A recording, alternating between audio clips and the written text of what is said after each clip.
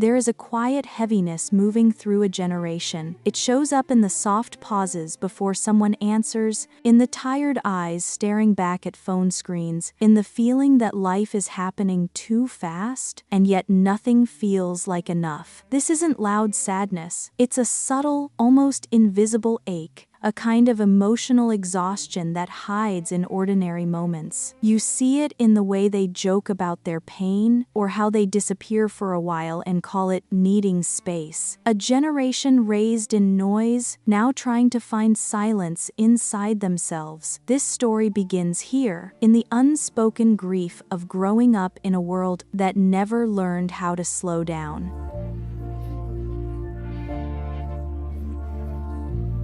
They wake up already tired, not because the day has begun, but because their minds never truly rested. There is a quiet pressure in the air around them, a sense that they must always be alert, always improving, always catching up to something they can't name. For many, the sadness doesn't announce itself loudly. It shows up in smaller ways, in the late-night scrolling meant to numb the mind, in the constant background worry that everyone else is moving faster, in the strange mix of being overwhelmed and understimulated at the exact same time. They carry the weight of expectations from family, society, and even their own ideals, yet they often feel too exhausted to meet any of them. So they learn to hold their breath emotionally, to appear fine, to stay functional, to keep going even when their inner world feels fragile. What makes this generation different is not their weakness,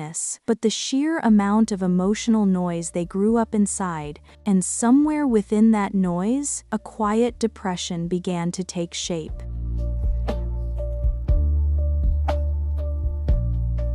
Before Gen Z learned how to speak, the world was already trembling around them. They grew up watching adults struggle, parents stressed about money, families stretched thin by long working hours, communities shaken by political tension and global crises. Even if a child does not understand stress, they feel it. They absorb it through the silence at dinner tables, through hurried conversations, through the way adults sigh without realizing it. And slowly, that atmosphere becomes part of them. Many were raised during a time of constant instability, economic crashes, climate anxiety, rising violence, and news alerts that suggested the world was never truly safe. Their childhoods often carried a subtle message: be careful, the world is unpredictable. At the same time, many families were emotionally distant, not out of lack of love, but from their own unhealed exhaustion. So Gen Z learned early to manage their feelings quietly, to not add to the weight already in the room. These early experiences planted the first seeds of sadness, not dramatic or obvious, but soft, long-lasting wounds that shaped how they learned to survive.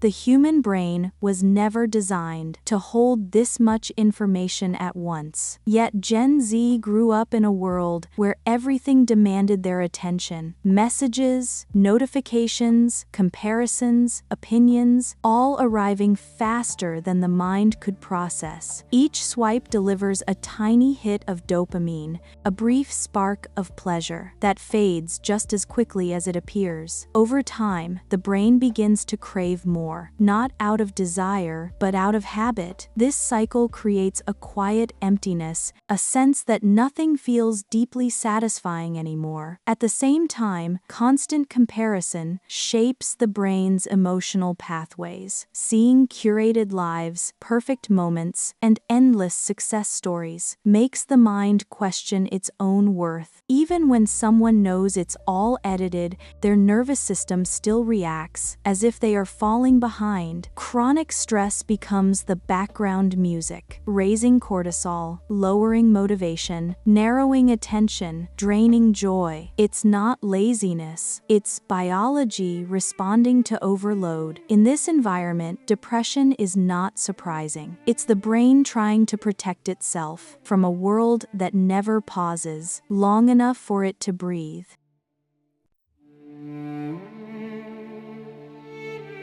Inside many Gen Z minds, there is a quiet conflict between who they truly are and who they believe they must become. On the outside, they try to look confident, smiling in photos, posting achievements, acting like everything is under control. But internally, there is a constant tug of war, the desire to rest, fighting against the fear of falling behind, the longing for connection, fighting against the urge to protect themselves. They feel pressure to be strong, yet fear showing weakness. They crave deeper relationships, yet worry their feelings are too heavy for others. So they hold everything in. They stay silent about their sadness, tell jokes to distract from their pain, and keep moving as if nothing is wrong. Loneliness grows not from being alone, but from feeling misunderstood. Even when surrounded by people, numbness becomes a shield, an emotional armor built to survive the weight of expectations. This inner war does not always look dramatic. Often, it looks like someone going to school, going to work, smiling politely, while quietly breaking in ways no one can see.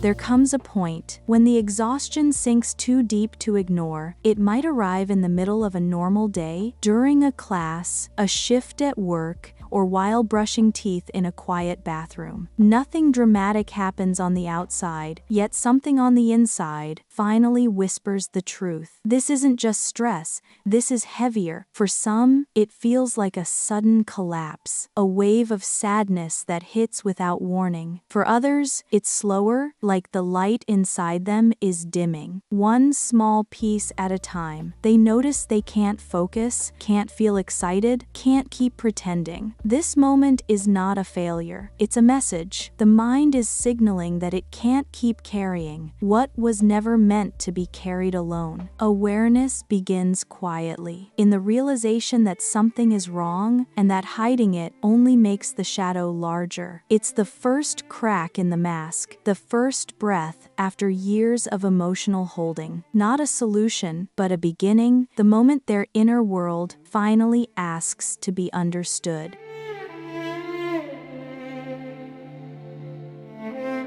Healing rarely arrives as a sudden change. More often, it comes in small, almost invisible shifts, moments when someone feels just a little less numb, a little more open, a little more willing to hear their own emotions. Instead of running from them, they begin to notice tiny sparks of clarity, a quiet conversation that feels safe, a gentle pause where their thoughts soften, a sense of relief when they admit, even silently, "I'm not okay, and that's human." These are not solutions, these are beginnings. The slow rebuilding of trust within themselves, the recognition that rest is not weakness, and sensitivity is not a flaw. Over time, something changes inside them. Not a dramatic transformation, but a deeper understanding that they are allowed to move at their own pace, allowed to feel without apologizing, allowed to exist without performing. Healing is not the removal of pain, it is the integration of it, the soft acceptance that their sadness is part of their story, but not the whole story. And in this acceptance, the first real light begins to return.